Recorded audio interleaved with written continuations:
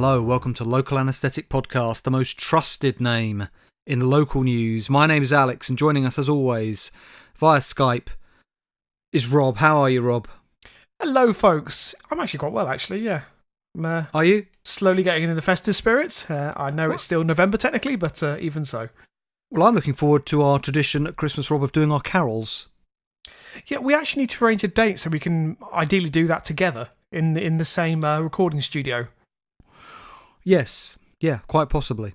Right, Rob, is there any news, Rob? We've had a few stories. I don't think there's any major developments that I'm aware of. No, I think it's been things have been ticking over. Obviously, for those submitting stories, always appreciated. Obviously, when we lapodcast.net@gmail.com. Yeah, but otherwise, no, it's all quiet on the Western Front. On the LA podcast front, Rob. Well, okay, look, anybody who's tuning in for the first time, because we've always got to be aware, Rob, that every episode somebody might be tuning in for the first time. Many people might be tuning in for the first time. This is a podcast all about weird, strange, sinister local news stories, which we source from all over the world, and we get listener submissions and all the rest of it. So, Rob, look, I know both of us, Rob, are bemoaning constantly the slow, and it really is a very visible decline of local news journalism, but we're still managing to find stories from all over, Rob. I mean, I'm having to go further afield all the time, as this first story I've got proves. This was actually reported by Reuters, Rob. I love this story. Just a little story. November the 19th, in their environment section. But the headline is, Rob, "The ducks have won. French court says they may keep on quacking." Okay. So this is in France. The ducks on a small French smallholding may carry on quacking. A French court, Rob, has ruled on Tuesday, rejecting a neighbour's complaint that the birds' quacking racket was making their life a misery. So the only two ways I think you can stop a duck quacking is potentially by gagging it or murdering it. Yeah, shooting it, Rob. I think the proposed way of censorship of the quacking was slaughter. Yes. Yeah, and I imagine because it's France, obviously they don't like to waste good food, so it would have been served as a beautiful duck à la mange. Can you imagine, Rob? So you're this neighbour, right, of this guy who's got all these ducks, and you've been driven mad for years, and it would drive you mad. The sound of like hordes of them incessantly quacking, and the court order comes in that they've got to be slaughtered, and you're just standing there in your garden, sort of with this mixture of sort of pride, relief, but also maybe slight remorse as you hear the sound of however many tens of ducks being slaughtered, letting out their final quack, Rob. As a 12-bore shotgun rings in the background, only to be opened and reloaded, and then the inevitable bang happens again. And quack. Yeah. Quack. 60? Yeah. Well, it was 60. Yeah, 60 ducks, Rob. The court in the town of Dax ruled that the noise from the flock of around 60 ducks and geese kept by retired farmer Dominique Douve in the foothills of the Pyrenees, southwestern France, was within acceptable limits. So there must be some EU, I bet you there's some EU gauge of, like a decibel meter, but for duck quacks. At what point does it cross that threshold? You know how, like, I don't know if you have it on your Android phone, but on my iPhone you can have a look at under the headphone settings. It will show you the EU recommended sort of loudness levels if you want to look at them. It'd be great to have that for duck quacks. But what I love is when when there usually is excessive noise, they'll often make a comparison to maybe like a drill, for instance. I wonder how this compared, because I can imagine it's still quite low level, I would have thought. Oh, come on, Rob. 60 ducks quacking in unison. That could be deafening. Yeah, maybe. But also, what I was going to say before is you have to feel for this small town judge who must feel like he's wasting his life. Well, maybe, but the owner of the ducks said the ducks have won. And he said, "I'm very happy because I didn't want to slaughter my ducks." Because what I love is that the implication is he would have had to do it. Can you imagine him in the garden crying as he slaughters these ducks? Presumably each of them have individual names as well, Rob. Goodbye, Pierre.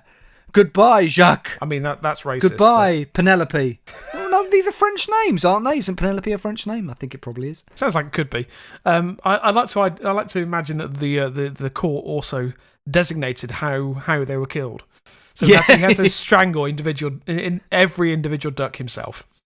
No, he had to bare knuckle fight each one of them to the death. He had to literally take them to the coast and just throw them off a cliff. Oh, so the complaint was brought by this bloke's neighbour, Rob, who moved from the city around a year ago into a property about 50 metres away from the enclosure in the Soustons district where Douth keeps her flock. Oh, it's a woman. The dispute is the latest in a series of court cases that have pitted the traditional way of life in rural France, Rob, against modern values which country dwellers say are creeping in from the city. In a court ruling in September, a rooster named Maurice was allowed to continue his dawn crowing despite complaints from neighbours who had also moved in from the city, which is similar to a story I had last week, Rob. Sorry, can I just stop you there? Yeah. I think that's our episode title, surely. A rooster called Maurice? Is it Maurice? I have a feeling that on a later story, I've got an even better one. Okay. The neighbour in Soustons, about 70 kilometres, 430 miles southwest of Paris, who filed the complaint about the quacking has not been publicly identified. The neighbour's lawyer said the noise exceeded permissible levels and prevented the plaintiff enjoying their garden or sleeping with their house windows open. The neighbour had asked for immediate steps to reduce the noise and for €3,500 in damages. That's rather a lot to ask for, isn't it? You basically ask for about $3,000, aren't you? Yeah. Or maybe 3,500. I think it's €1 to the pound at the moment. I'm not sure. But also, I have to say, I'm siding with this woman who owns the ducks because this guy's obviously moved from the city to the countryside. Yeah. That's one thing I check. Always check if your neighbour's got ducks, Rob. Exactly, yeah. Everyone knows, regardless of how nice the flat or house is, always check where they have ducks and or chickens. Exactly. Now, Rob, I feel like we're getting real old school LA podcast with this next story now. Okay. Real old school. Kind of, I don't know. This to me is the quintessential local anaesthetic story, Rob. If we could bottle it and sell it, it'd be this. Right. It's from the Daily Echo. So it's a local paper, Rob, in Bournemouth, as you know, because I've reported on it many times. It's by Chris Yandel, who is the New Forest chief reporter. And what I love about that is it suggests they have a team of reporters that just cover the New Forest. He's the chief. Alex, who's to say they don't? I mean, honestly, we do not. I know there's been cutbacks in local journalism, but maybe they feel they should invest in their areas really to get those cream of the crop stories. Well, I'm sure. I think I've mentioned this on a podcast before, but as you're well aware, Rob, my parents live down in Dorset, and I am, because when I go and visit them, I'm a regular frequenter of the New Forest. I absolutely love the New Forest, but I was walking in the New Forest once with my parents and their dog, and this is a kind of a typical example of the kind of thing my mum would say. As we were walking around, she sort of looked out to the distance, said, "There aren't really a lot of trees in the New Forest, are there?" And there was a pause, and I said, "No, there are, Mum. There really are a lot of trees in the New Forest." And I pointed, to the surrounding trees on the horizon, and indeed the trees that were surrounding us in that very moment. So you could say she literally couldn't see the wood for the trees. Very nice, Rob. Very nice. We don't win an award for that. We'll never get one. Right. This, Rob, is the story. Headline: Animals stabbed in the New Forest had pentagrams marked on them. Oh, God. You're absolutely right. This just typifies local anaesthetic. Police are mounting extra patrols in the New Forest. I'd like to say I've never seen a single police patrol or police person of any description anywhere in the New Forest. Amid fears that sheep and cows found with stab wounds were attacked, Rob, by devil worshippers. During one incident at Penn Common near Bramshaw, a ewe was knifed to death and marked with pentagrams, a five-pointed star often associated, Rob, with the occult. Police are investigating reports that another sheep in the same area also suffered a fatal knife wound. How do we know this isn't like sort of sheep-on-sheep violence in the forest? Come on, Alex, be rational here. Maybe they've learnt how to sort of fashion a blade and hold it. Where have they got the knives from? Where have they got the copy of maybe Aleister Crowley's seminal text, which unfortunately I can't remember the title of? I think your proposition is far-fetched. In other incidents, a cow let out in Bramshaw returned with a wound on its neck, and two calves grazing at Linwood near Ringwood suffered minor injuries to their shoulders, Rob. Last night, Hampshire police confirmed that the markings found on the dead ewe form part of their investigation. Mo Metcalf Fisher of the Countryside Alliance, that wonderful organisation, said the evil perpetrators of these horrific crimes must be severely punished. While it would appear that incidents of this nature are rare, it serves as an important reminder to local people and visitors to the forest to be on high alert and to report anything suspicious to the police. They added, It's perfectly okay to fuck them, just don't kill them. I didn't say that. But Rob, it gets more sinister. Because not only have we had these animals being hurt, Rob, but phallic symbols and the number 666 were sprayed on doors and signs at the 12th century St. Peter's Church in Bramshaw. Phallic symbols, Rob, and the number 666. Okay. Which, if anybody doesn't know, is the mark of the beast. So there's a good chance that teenagers in the local area found some spray paint and went to paint a cock on the local church door. Possibly. Judy Rudd was out walking her 2 dogs, Rob, when she came across the carcass of a sheep in Bramshaw. It had been covered with green and purple symbols, including a pentagram and a cross. So maybe they couldn't quite work out what they believed in. The devil or, traditional Christianity. Or maybe they were trying to raise either the Antichrist or possibly the saviour of mankind and just thought, well, we'll kill the year and see which one comes out. The difference. Miss Rudd said it was very unpleasant. Some people think it's sinister. Her husband added, I think it's reasonable to say it's not just lads messing about. It's unnerving. We've lived here for 40 years and there's never been anything like this before. It's related to something other than simply a desire to injure animals. It's either witchcraft or whatever. But it is rather worrying. I like that rather low-key sort of expression of apprehension, Rob. But also, if that's the first thing you've experienced in 40 years of living there, I mean... Yeah. A farmer from Bramshaw whose cow was knifed and needed veterinary treatment added, I'm very concerned for the welfare of the animals and also the people out there in the forest. Can I just say, the phrase, the people out there in the forest, is very enigmatic. Is he trying to maintain... I don't know what people he's... The wood dwellers, well, Rob. That's what's wondering. Is he trying to maintain there's some sort of ancient civilization who live in the woods and then, some, I suppose like pixies, maybe? I'm sure I've seen them a few times, Rob. They hide in the shadows. He says it's quite scary to know somebody's going around doing this. Why injure and kill animals and put symbols on them?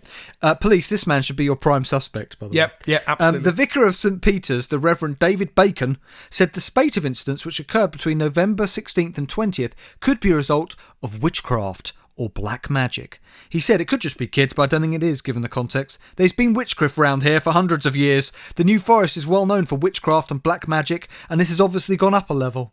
Because when I go there, that's what I do, Rob.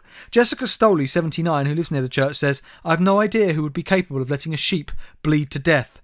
Well, most abattoirs, I would have thought. I think it's outrageous. Whether it's somebody being wicked, I don't know. Rob, surely this must send a chill up your spine. The trouble is, when we have an increase in people believing in the flat Earth,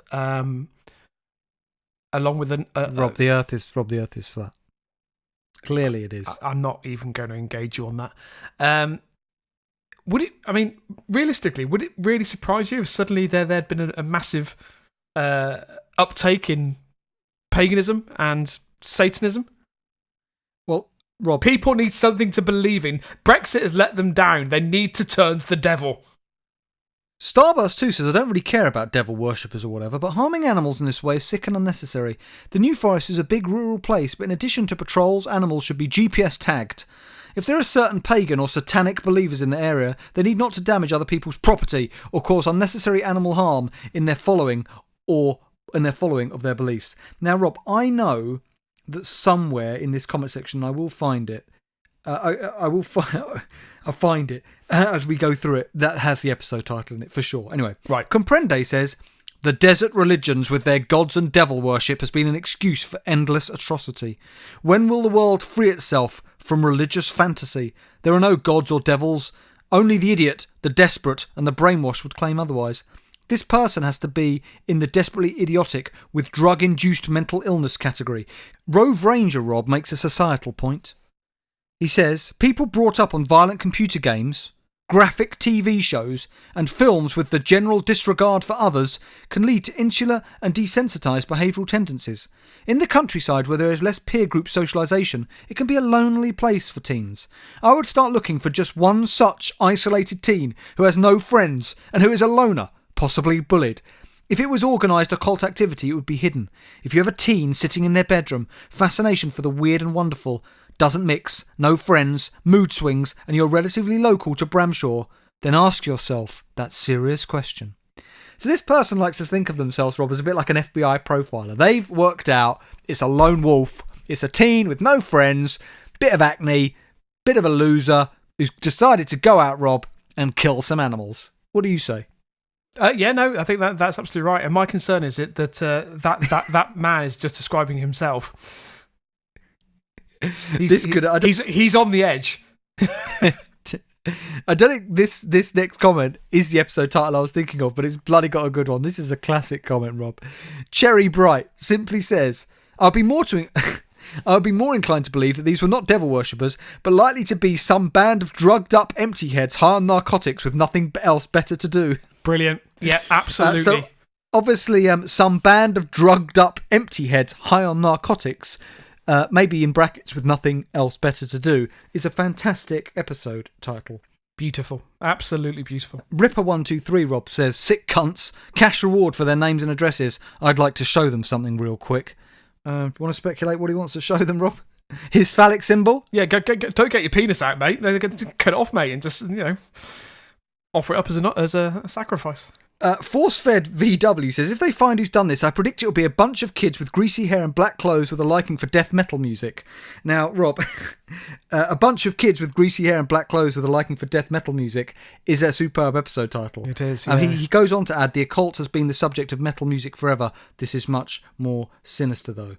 Other people here claim that the vicar is spreading hysteria, Rob. Sorry, so what they're trying to maintain that by creating this illusion that Satanism is on the rise, that people will return to God. Is that what people are suggesting? Well, Rob, you've just entertained a particular a theory, haven't you? The vicar could be out there killing the animals and doing it in order to make people think there's devil worship going on in the New Forest, to make them flock to the church, Rob, for protection. If the Reverend Bacon is doing that, all power to his elbow. Yeah. And last person's Hex Wrench says, my guess is it's more likely a bored youngster who's been Googling the macabre and acting out his fantasies, Rob. All these comments are on a very similar theme. It's very concerning. Yes. Right, my last story just of this segment is from The Sun. Sorry, everybody. We don't normally read from The Sun. I'm sure I could have got it from somewhere else, just couldn't be asked. It's by Neil Baker, who is the US digital news reporter. Rob, are you squeamish? I think you are. Not really. Not massively so, no. Well, you can't watch horror films. It doesn't make me squeamish, Alex. Would you like blood? Yeah, I love it. Right. I often go out of a weekend down to the New Forest, murder some sheep, and then just cover myself in it and run around naked. Right. Here's the headline. Urine credible. Hero doctor saves air passenger's life, Rob, by sucking urine from his bladder non-stop for 37 minutes mid-flight. I mean, to be fair, we've all been on a flight, bored out of our minds, thinking, what can I do just to pass the time? Well, this is the incredible moment, Rob. A hero doctor saved an air passenger's life by sucking urine from his bladder. Footage from on board a China Southern Airlines plane to New York shows Zhang Hong spring to action to help the stricken 70-year-old. Dr. Zhang rushed to aid the man after he collapsed in agony and told cabin crew he was unable to urinate. A makeshift catheter failed to relieve the ailing passenger's blocked waterworks, leaving little time before his bladder would fatally rupture. Ooh. Vascular surgeon Dr. Zhang and his colleague Dr. Zhao Zhangjiang, I'm sure I've said that badly and I apologise, decided the only course of action, Rob, was to remove the urine manually. Dr. Zhang used an improvised catheter made, Rob, using a plastic tube, syringe and a milk straw, and spent, Rob, nearly 40 minutes sucking almost a litre of liquid waste from the man's bladder with his mouth. I mean, pervert. I mean... There's so many ways to siphon off urine. I'm not sure he needs to do it when the patient's still alive, but if let's save the man's life. Rob, I was full of admiration. This is an act of but that is the definition of selflessness. Yeah, surely. Absolutely. Yeah, no. I mean, also, sorry, did you say it was 36 minutes? Well, yeah, basically nearly 40 minutes. So the medic repeatedly sucked up urine through the straw and then spat it into an empty wine bottle during the life-saving procedure. He said there was no other way. I didn't think too much about it. I only wanted to help him extract the urine retained in his bladder. See, that's lovely. Not only did he save the man's life, that he can also present the man with a lovely bottle of wine at the end of it.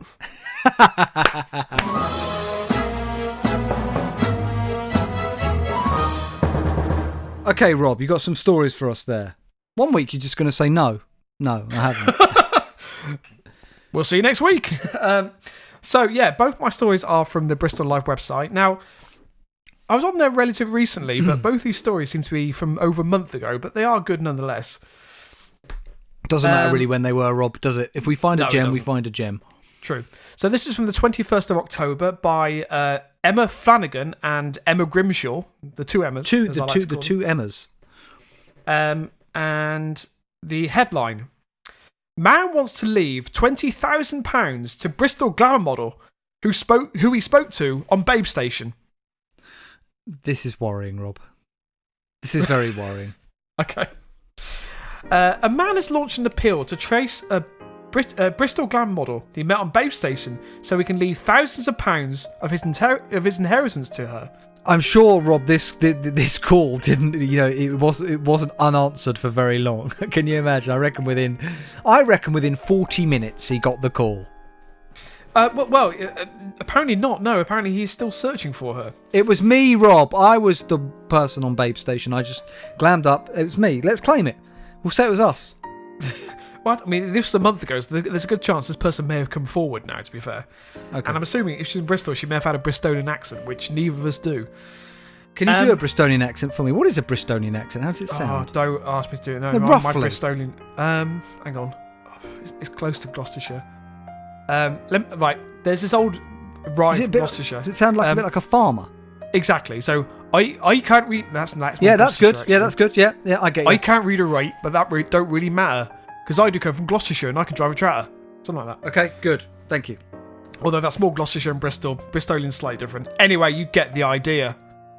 So Thomas Weir, who lives in Milton Keynes, hopes to track down Laura Jones after speaking to her for 1 year on the sex line and website. After suffering for years with debilitating diabetes and an MRSA infection, Thomas, who had his lower right leg amputated, fears he may not have long left. When he dies, he could have anything up to £20,000 in his bank account, and he would like the money to go to Laura. Why? I'm not a stalker or anything like that, because he loved this woman, Alex. This woman spoke to him for over a year, as he was paid to do that. Alex, and now he wants to pay her even more. Alex, how many times on this podcast have we covered lonely heart stories where people want to engage with ex-flings, ex-lovers, anything like dolls, blow-up dolls? No, remember that guy with the, at the tea parties with the sex dolls? Yeah, at least this woman is probably real. Yeah, well, most of her is real. Some of her is real. A small proportion of her is real. So as he said, I'm not a stalker or anything like that, said the 50-year-old. I don't want to get in touch with her, that's not me. I think she'll spend the money wisely, and she's such a lovely person. She is a loon, but very funny. According to Thomas, who was originally from Greenock in Scotland, she used to wear hair and pigtails and had links to the Pumpkin film production, formerly based on Ebenezer Street. Sorry, can I just say, what was that sentence there? The Pumpkin film production formerly based on Ebenezer Street. Yes. Is again a very nice episode title. Yeah, that's true, actually. Also, a bit of a Christmassy ring to it, because wasn't it Ebenezer Scrooge? Yeah, it was indeed, yeah. I can imagine with her hair and pigtails, she may have at some stage, whilst featuring on the channel, been in some sort of Christmas attire, which I'm sure, conjures quite a picture. I think he enjoyed ogling her baubles, Rob. I wouldn't like to comment, Alex. Laura is believed to be 41, but it was not known if she was using a pseudonym when talking to Thomas. Yes, she was. Yes, we don't know that, Alex. He says the model could have left Bristol by now and her former profession, but he's hoping her family could still live in the area. My nephew and nieces all live abroad and are doing very well, Thomas said. I have no children, and there's no one else I would like to leave my money to. Could you leave it to local anaesthetic? I'll get in contact. We've got an email address. Yeah, we'll talk to you, Rob. You do a sex line with him, wouldn't you? If for 20 grand? Yeah. For 20 grand? Yeah, I would do that. What would your identity be? Come on. What's your name going to be? Busty Susan. Busty Susan? That's rubbish. Alright. Okay. Robina? Oh, right. So, Robina Ribena. Fruity. What? No. Yeah. Well, why don't go Robina Blackberry or something like that? There you go. There's your name. Yeah. By the way, Ribena is black currants, I believe, not blackberries. No, I don't know. I'm not a fan. Although Thomas's intentions for his assets are clear, he may not be able to leave his money to Laura unless she can be properly identified.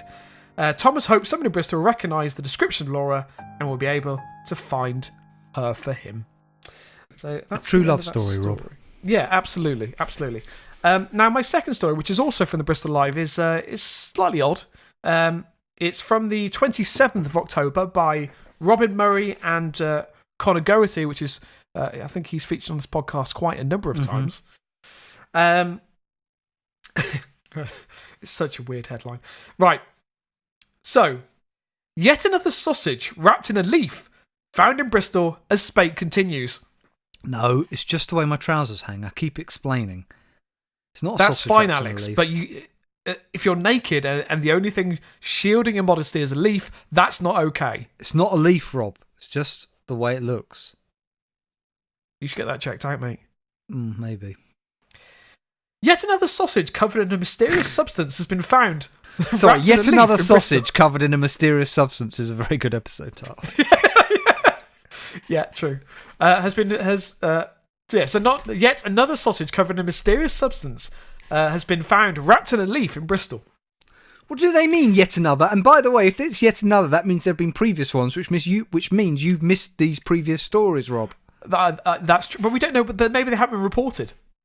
Well, come on, Rob. It is the latest in a spate of similar incidents dating back to June, which have left dog owners fearing for their pets' safety. Hey? Well, because the dog could eat it, and if it's got a mysterious substance, it could be anything on there. It could be bleach, it could be, God knows what. Semen? Jizz? Yeah. Yeah. It's good to know we went to the same thing at the same time. We've got a new product thing there. Walls Jizz Sausages. I mean, who's buying that? This perverts, Rob. Covered in the creamiest semen you can imagine. Rob. Sorry. The Frankfurter was almost exactly the same spot as So the one. it's a Frankfurter now. Is it a sausage or a It's a Frankfurter? sausage. But when I think sausage, I think a nice Cumberland, right? I don't think a long Frankfurter. Yeah, but a Cumberland's difficult to wrap in a leaf. Well, is it? Get a big leaf, Rob. You have to strain it out, and also it's more. Although it's got more surface. Okay, area a for the nice jizz to Lincolnshire hit. sausage, Rob, wrapped in a leaf. Yeah. Sorry, who the fuck? So who the fuck is going around wrapping sausages in leaves and leaving them in strange places? Well, exactly. That's the question, Alex. Right. Okay. So the Frankfurter was found in almost exactly the same spot as the one that was discovered by dog walkers on October the 16th. Next to There's nothing else going on in Bristol other than this. We found another sausage. Alex, they could be or for all we know, these could be Satan worshippers who are trying to kill off pets and then use those pets as sacrifices. Very good idea, Rob. Yeah, I mean, there's literally no evidence to suggest that, but that doesn't matter. We can speculate. So this was next to a concrete post on the corner of Henleys Road and Downs Park West in the Westbury Park area. So if anyone wants to go and check out the area to see a sausage wrapped in a leaf, please feel free. It was spotted by Jackie Mitchell, who lives nearby and is worried about her 2 miniature dachshunds. I was driving past my husband, and that's when I spotted it. Lying in the same place as the previous one had been found, she told the Bristol Live. Can I just say, Rob, whilst I was meant to be listening to you, I was trying to rub a suspicious mark off my phone screen and wondering what the hell it was. It wouldn't come off before I realised, no, it's just a mark on the back of your laptop. Brilliant. Well, also, it's nice to know that you're obviously riveted by my sausage story. Rob's sausage stories could be a regular feature. I mean, to be honest, I think I'd went out quite quickly, and then I had to make up stories about my penis. That's fine with me. Which might be entertaining. It must have been left there today as there was heavy rain all weekend, which would have washed it away. I have 2 mini dachshunds. I'm worried about their safety as the substance could be harmful. Right, Rob, I'm still confused, Rob. You're gonna have to. I know I'm being slow here. It's a sausage wrapped in a leaf. Where's the mysterious substance? Is it between the leaf and the sausage, or is it? I assume. Yeah, I imagine that the sausage, the Frankfurter, is encased in the mysterious substance, which is then wrapped in a leaf. Right, so it is really meant to trick animals into eating it. I can only assume this is somebody who's got some kind of vendetta against dog walkers because maybe they keep fouling, the dog shit or noise, and they want the dogs gone. Yeah, possibly. A bit like the guy was fed up with the geese. Because really, rather than go to court, why didn't he just poison the ducks? Well, because he could have done. It might be a bit suspicious if there's a court case and suddenly all the ducks. No, I'm saying don't bother taking it to court. Just kill the ducks yourself. I mean, for all we know, someone may just really love frankfurters, and they're disgusted by their own habit. So after they've finished the deed, they just wrap it in a leaf and leave it on the pavement. What deed? If they've eaten it, there's no frankfurter left, Rob. I didn't mean eating, Alex. Oh, Rob, fucking hell, mate. Alex, we've covered so many things in this podcast. Is it not possible that someone has a sausage fetish? We've all been there. Yeah. Yep. After finding the sausage, Jackie picked it up and took it home so that it doesn't pose a risk to other animals. Why did she take it home? That's weird. Well, maybe she's got a sausage For what fetish, reason? Rob. Sausage fetish, like you said. Yeah. I'm just worried she took it home, cooked it for her husband, and then suddenly her husband's disappeared.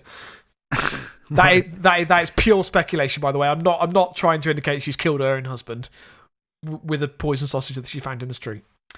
Like other dog walkers who have found sausages, she wants to find out who's doing it and what the substance is. Sorry, the phrase "like other dog walkers who's found sausage," the phrase "like other dog walkers who found sausages" is just a brilliant line from local news journalism. Alex, I told you this is a spate. There are many dog walkers who have found sausages. Terrifying. Do you want to hear about some of those incidents? Yes. So James and I want to know if they're all frankfurters or if they were different varieties of sausage, like chipolata, cocktail sausage, etc. Amazing. Right. Okay. So the other sausage incidents, which again is a good headline title. Other sausage incidents. Wait, Rob. It's a fucking good album title. The Other Sausage Incidents. Yeah. Oh, absolutely. Or actually, the name of a mystery crime book. Thriller. Yes, someone's being murdered, and the only thing on the scene of the crime is just a frankfurter, just in the corpse. Yep. So James Ingram told Bristol Live in September his wife found a sausage in a crisp packet at the corner of Henleys Road and Down Park West on 3 occasions over the summer. Why is she looking inside crisp packets?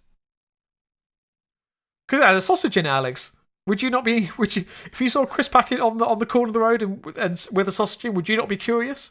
But I'd have to look up. It doesn't matter. Keep telling me the incident. Well, actually, It does actually say. So Mr. Ingram says the 3 sausages appear to be coated in gel and were hidden in very specific, and were hidden in cheese and onion McCoy's packets. Ugh. Rob, just going on your theory earlier about a sausage fancier, this gel that was covering the sausages wasn't like, Vaseline or some other equivalent substance, was it? Well, there's a picture of 2 sausages. This is a different incident, by the way. Let me just say. So the frankfurters, 2 other frankfurters were left on the drive of 2 language schools. Can we stop confusing frankfurters and sausages? They are sausages. Yes, but Rob, are they finding frankfurters or are they finding sausages? Right, the kind of sausages you have with sausage and mash are not frankfurters, unless you're German. Okay. To the best of my knowledge, we are talking exclusively about frankfurters. Okay, then why did they use sausage in the headline? Why didn't they just say frankfurter? Because a sausage is a frankfurter. Rob, you're getting on my nerves now. All you had to do in the story, if you're writing this, is call it a frankfurter. People will draw their own conclusions as to whether that's the type of sausage or not. But it's confusing to keep saying sausage because in the British mind, Rob, in the British psyche, the sausage holds a very special place, Rob. If you say sausage to somebody, they don't think frankfurter. They think of a farm, sort of a country farm produced sausage, Rob. That's true. I mean, I think we're moving past the fact that listen to me, Rob. If I go into fucking Sainsbury's and go, where are the sausages? They do not show me frankfurters. What are you talking about? They'll give you the option. A frankfurter is a sausage. I realise it's more of a hot dog sausage, but it is still a sausage. Rob, I'm going to let listeners wade in on this because you and me could otherwise be discussing this for the rest of the podcast. You've agitated me with this. Fine. Okay. Well, I'm just going to finish off the sausage incidents. So, the frankfurter incidents. The frankfurters. So 2 more frankfurters were left on the driveway of 2 language schools in Clifton in June.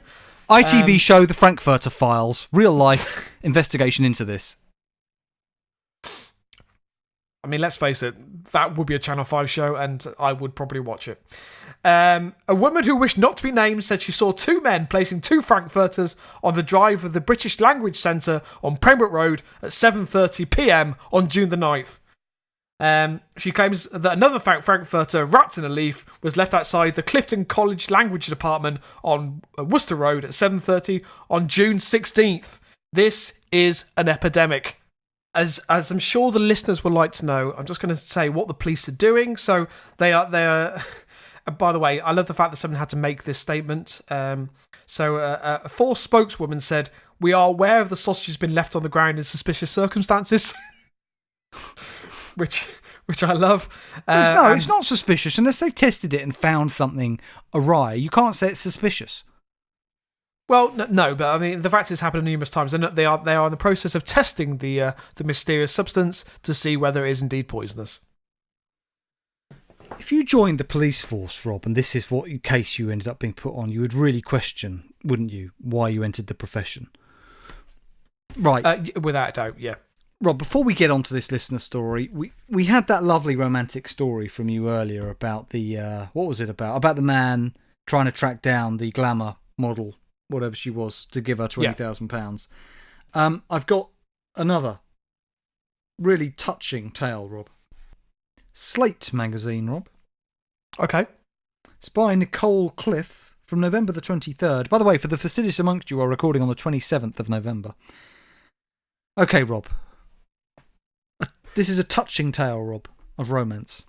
Oh, God, okay. It's from... Well, actually, I need to tell you what's happening here. This is an agony aunt letter. Somebody's written to their agony aunt, who's called Prudence.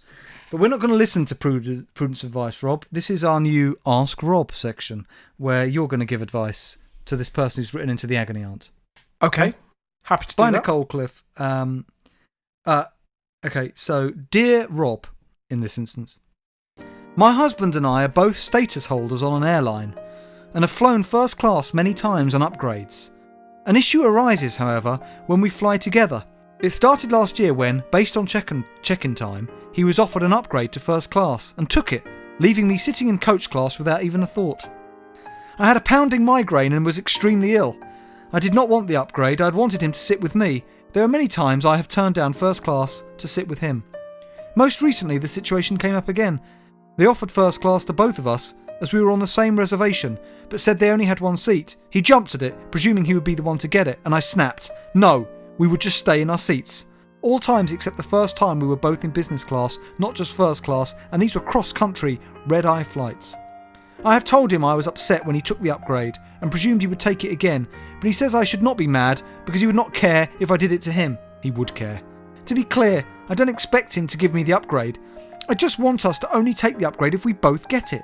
Otherwise, I ask them to give my upgrade to an active duty service member or the next status holder.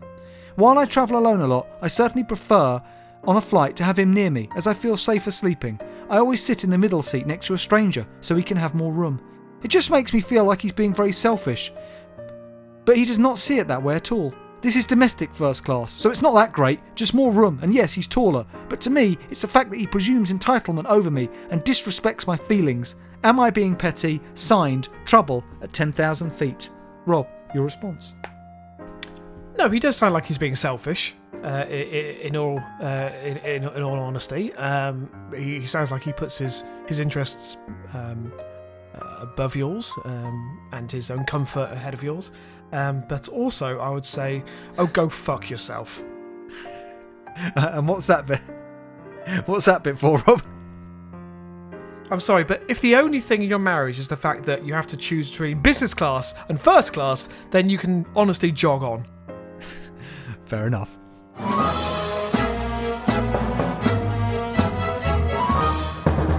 Okay, Rob, it is time for our listener story of the week. I'm always excited to hear who it's going to be from. Could be somebody new, could be somebody I recollect. Who is it, Rob? So this week it is actually from Steve. Steve in Derby. Yep, and it's actually a follow-up story. I like a nice follow-up story, Rob.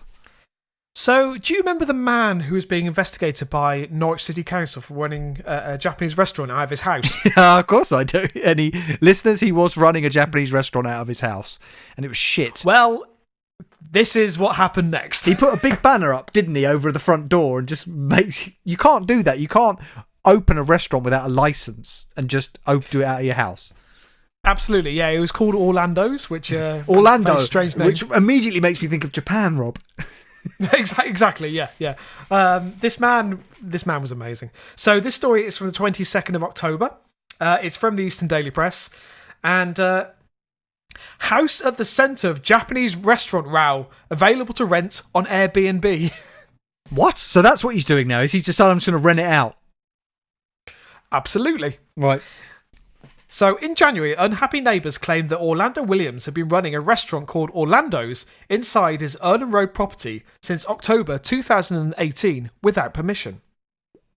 Norwich City Council investigated the allegations but ultimately said they had no definitive evidence that showed that the above address is operating as a restaurant. What about the huge banner over his front door that has a telephone number and the menu? And the fact it was on TripAdvisor, they had reviews, and the fact that not very good people ones. going there. No, but people were going there because it's a restaurant. Yeah. Anyway, apparently that was all unsubstantiated, and Mr. Williams, who denied the allegations, did not face enforcement action. Now you can go on Airbnb booking to stay at the 7-bed property after Mr. Williams was given the go-ahead. 7 bedrooms? Yeah, it's a big house. You never mentioned that before. A big house? That's a fucking mansion. 7 fucking bedrooms? But that's why he could run a restaurant is downstairs. It was that big. Fucking hell. So as I said, Mr. Williams has now been given the go-ahead to turn it into a bed and breakfast by the same council. I knew it. So this way he can still satiate his need to cook for patrons, but he just does it like kind of a Fawlty Towers-esque operation. Exactly. But I seem to recall in the story he did say that if the restaurant was turned down, his ultimate goal was to turn it into a bed and breakfast. So I think he's ultimately got what he wanted to achieve. So, a stay in the private room at Orlando's, so it's still got the same name, by the way, which, in quotes, is a place to relax with good drinks and food. And a sausage. And a sausage. I don't know why you put a place to relax with good drinks and food. Surely good drinks and good food. The drinks are great, the food is average. You're being pedantic, Rob. Fair enough. Would you like to guess how much it is per night? I believe it is £470. Oh, see, now it's going to be really disappointing. So £270.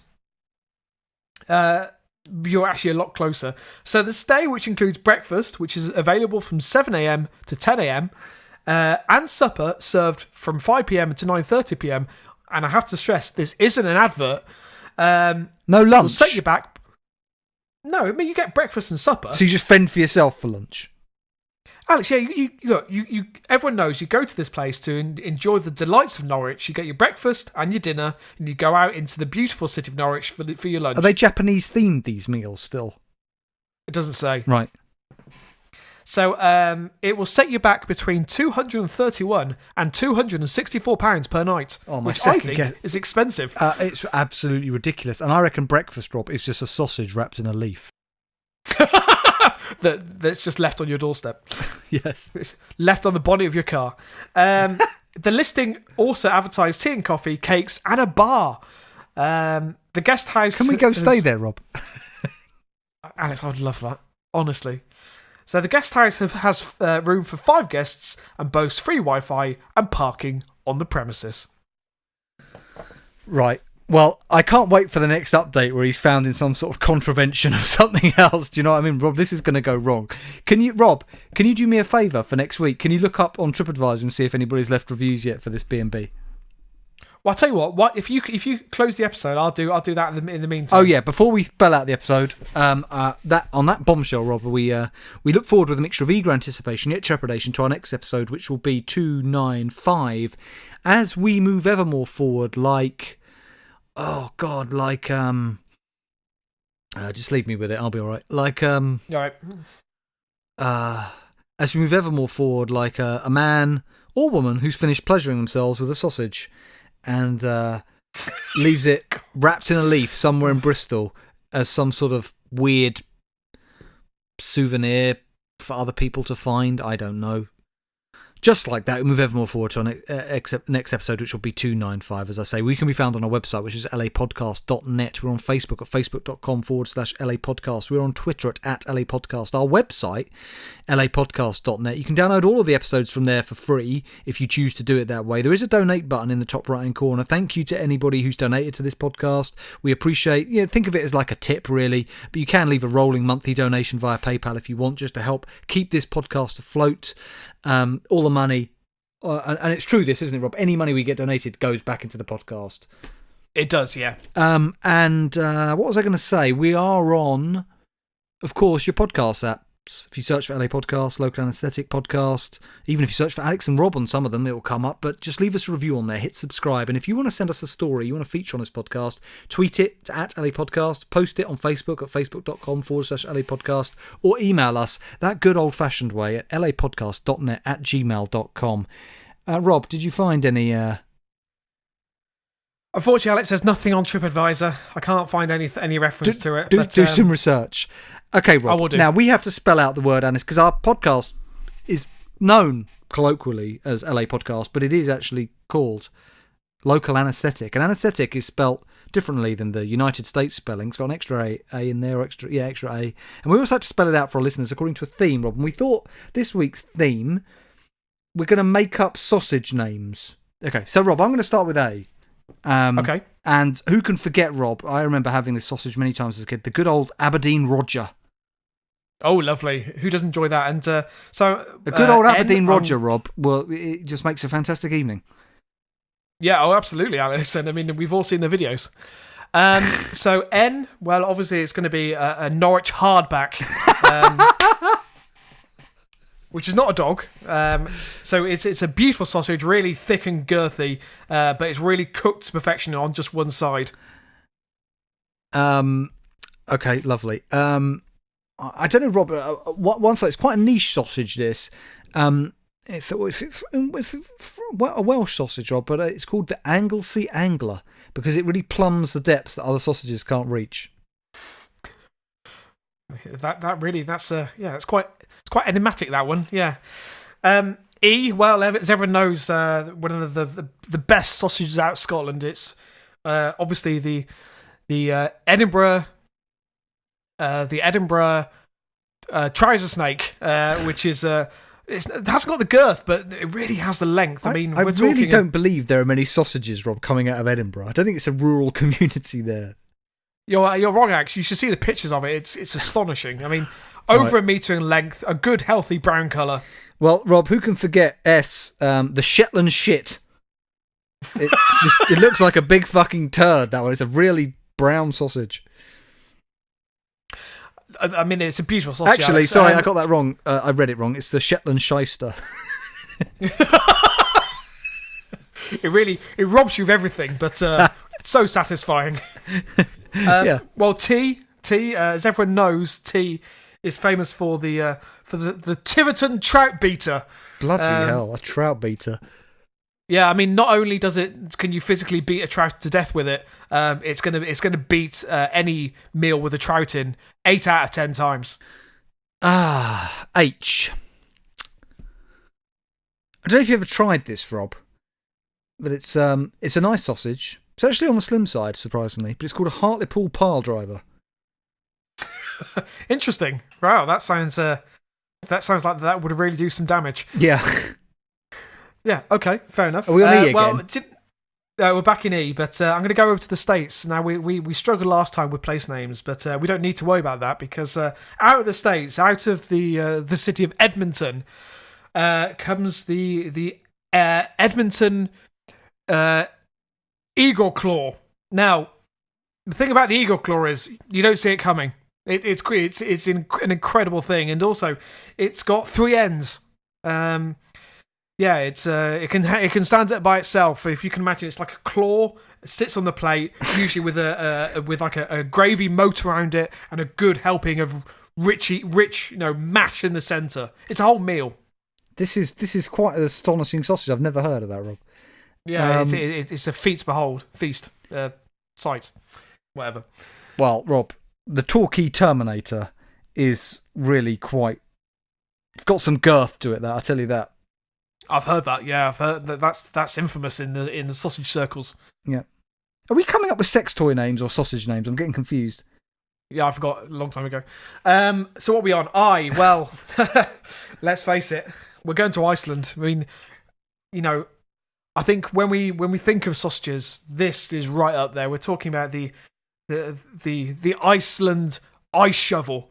Fucking hell. Now, the reason it's called the ice shovel, Alex, is because as we all know, if you can imagine the handle of a shovel, thick, sturdy girth, all right. That's what you're looking at. It's a feast to get into your mouth. I think you really can't get all your mouth around it. I think we'll just end on that. A nice packet of Colchester cock.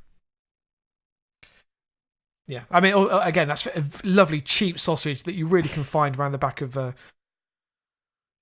any supermarket really in Colchester. Have a look out for those sausages. Try them all. Let us know what you think. Right, Rob, I think that brings us to the end of this episode. Thank you for listening, everybody. Once again, we do really appreciate you all listening. Please leave us a review on wherever you download this podcast. And yeah, enjoy your week until we are back again. God bless. And keep it local.